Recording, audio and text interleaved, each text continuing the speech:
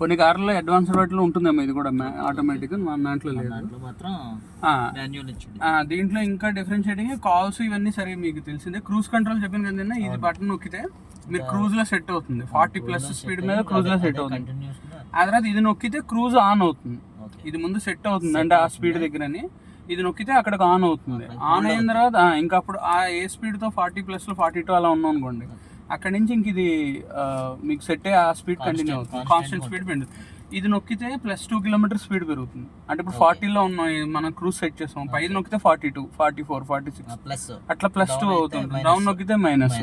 So traffic తగ్గట్టు ఒకసారి break చేయొచ్చు, వెనకాల ఎవరైనా ఉంటే బ్రేక్ చేసుకుంటే లైట్స్ వాళ్ళకి తెలుస్తుంది. లేదు అంటే ఇది తగ్గించుకున్నా మనకి స్పీడ్ కంట్రోల్ మనం లేన్ మారాలి అలాంటివి చేసుకోవాలంటే దీంట్లో ఇది చేసుకోవచ్చు. యాక్సిలేటర్ వెళ్ళిన అవసరం. ఇంకా మీకు ఇది ఇందులో మాన్యువల్ మోడ్ కూడా ఉంది. అంటే ఇది ప్రెస్ చేసి ఇటు పెడితే మీరు గేర్ అప్ గేర్ డౌన్ చేసుకోవచ్చు, ప్లస్ మైనస్ ఉంటుంది. నేను ఇంతవరకు యూజ్ చేయలేదు. తర్వాత ఇంకా ఇందులో ఆటో ఇవి ఉన్నాయండి, ఇవి చాలా కార్స్లో ఉండవు మేబీ. ఇందులో ఏంటంటే ఆటో ఏలో సెట్ చేసుకుంటే మీకు ఆటో మోడ్, ఇది వైపర్స్ ఇవి. సో ఆటో సెన్సింగ్, రెయిన్ వస్తుందంటే అదే సెన్స్ చేసుకుని అదే చేసేస్తుంది. ఇక్కడ ఇది కూడా ఆటో లైట్స్.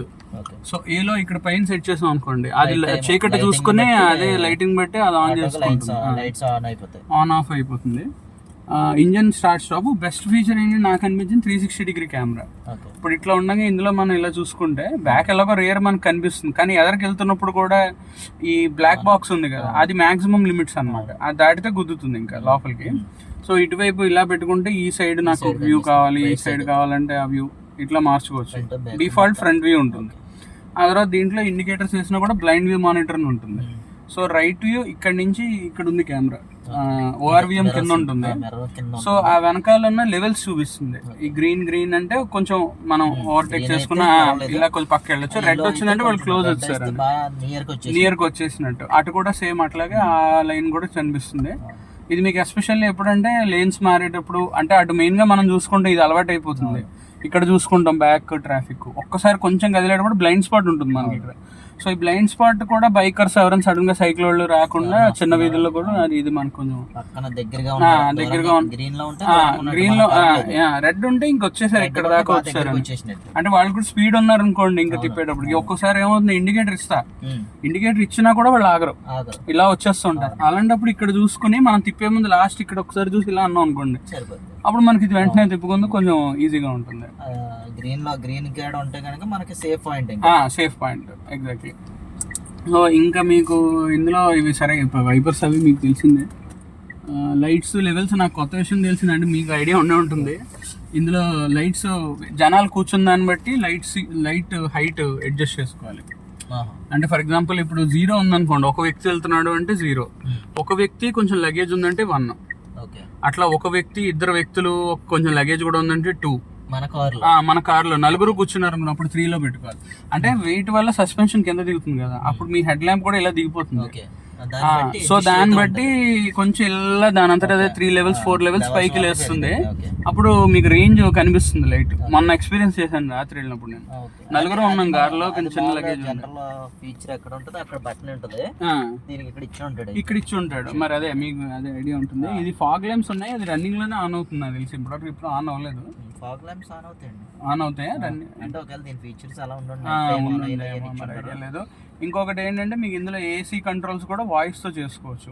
ఇప్పుడు ఇట్లా పెట్టి సెట్ ఫ్యాన్ స్పీడ్ టు 4 అన్నాం అనుకోండి, ఇది అది ఫ్యాన్ స్పీడ్ పెంచేస్తుంది. అంటే మనం డ్రైవ్ చేసేటప్పుడు ఒకసారి ఫోకస్ మాటలతో పెట్టక్కర్లేకుండా టెంపరేచర్ కూడా ఏసీ అదే చేస్తుంది. ఇక్కడ నుంచి కంట్రోల్ చేయొచ్చు, దీని నుంచి కూడా చేయొచ్చు.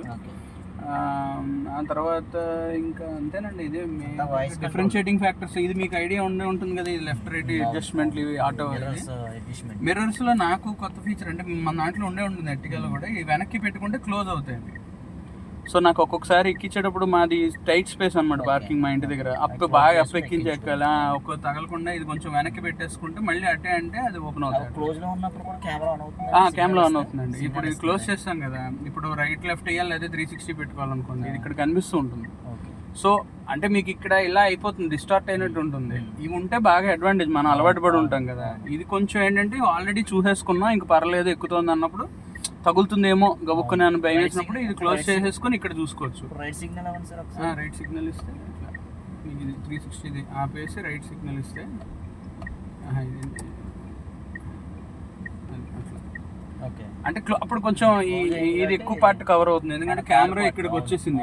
మన కార్ పార్ట్ ఎక్కువ కవర్ అవుతుంది. ఎక్కువ పార్ట్ కవర్ అవుతుంది. బట్ మీకు అట్లీస్ట్ ఒక ఐడియా కోసం లైట్ గా కనిపిస్తుంది. ట్రాఫిక్ లో చేయము, బట్ పార్కింగ్ క్లోజ్ స్పేసెస్ లో పార్కింగ్ అప్పుడు మనకు కొంచెం యూజ్ అవుతుంది. ట్రాఫిక్ లో మిర్రర్స్ క్లోజ్ చేయము, అందుకని ఇది కొంచెం అదొకటి అడ్వాంటేజ్. ఇంకా అడ్జస్ట్మెంట్స్ అది ఉన్నాయి. ఇంకా దీంట్లో మీకు 1 టచ్ విండో డౌన్ అప్ ఉంటుంది. ఇట్లా నేను గట్టిగా నొక్కి పెట్టుకున్నాను అనుకోండి, అదే ఆటోమేటిక్గా మొత్తం ఓపెన్ అవుతుంది. ఇట్లా వెనక్కి పెట్టుకున్న 1 టచ్ అప్.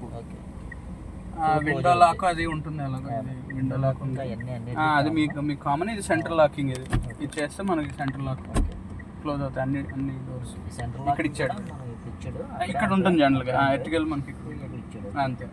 ఇది కీ ఫాబ్ పెట్టుకునేది. ఇది ఇక్కడ సెన్సార్ ఉంటుంది కీది. సో ఒకవేళ ఆన్ అవ్వకపోయినా ఈ పార్కింగ్ మోడ్లో పెట్టుకున్నాం. ఆటోమేటిక్లో మనకి ఇది పార్కింగ్ మోడ్ ఎక్కడైనా పెట్టేసి ఉంచుతున్నాం. Reverse, neutral, drive. ఈ ఎమ్ నేను వాడలేదు, బట్ అది manual gear shift. Manual gear shift ఇందులో ఫాబ్లో దీంట్లోనే ఉంచుతున్నాను కవర్. ఇది ఫిక్స్డ్ లాంటిది, అంటే తీసుకోవచ్చు. దిగినప్పుడు తీయాలి, లాక్ వేసేసుకుని లోపల పెట్టి. అంటే మళ్ళీ ఎంట్రీకి ఇబ్బంది అవుతుంది, రెండోది వాడాల్సి వస్తుంది. ఇక్కడ మీకు దీంట్లో ఇంకొక ఇచ్చాడు, ఫాబ్ ఇచ్చాడు. ఇది లాక్, అన్లాక్.